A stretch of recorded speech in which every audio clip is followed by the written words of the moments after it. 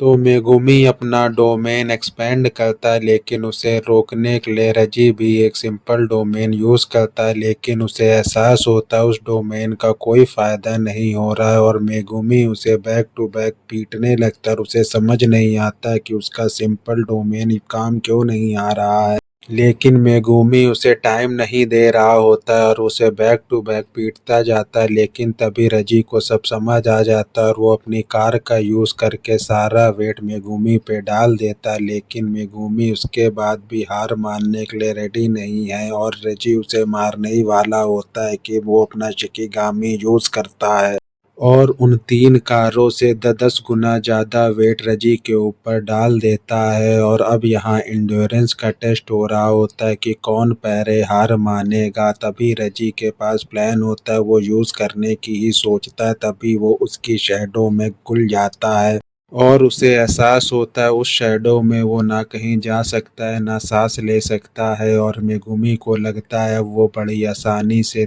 जीत जाएगा, बस उसे थोड़ी देर और टाइम देना होगा। लेकिन रजी तभी बाहर आ जाता है और उसे मारने के लिए अपना ट्रम्प कार्ड यूज करता है जो एक हाउस है।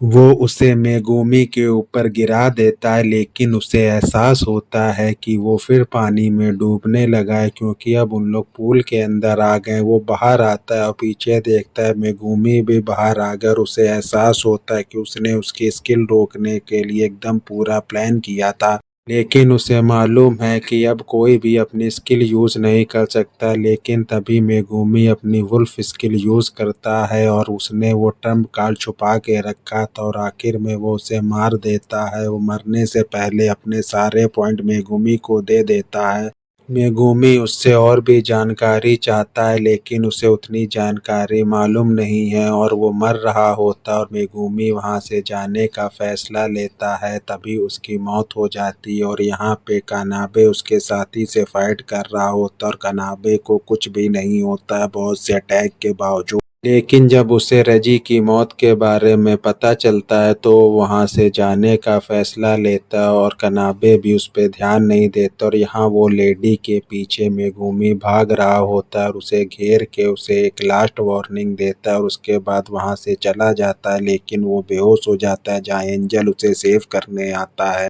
और यहाँ पे टोक्यो की दूसरी कॉलोनी में 4 सॉर्सरर हैं जिन्होंने एक एक एरिया घेर के रखा है। वो बहुत ही पावरफुल हैं, लेकिन वो आपस में फाइट नहीं कर रहे और वहाँ बैलेंस बना हुआ है। लेकिन तभी बैलेंस बिगड़ जाता है क्योंकि वहाँ यूटा आ गया है और उसने एक सॉर्सरर को मार दिया है।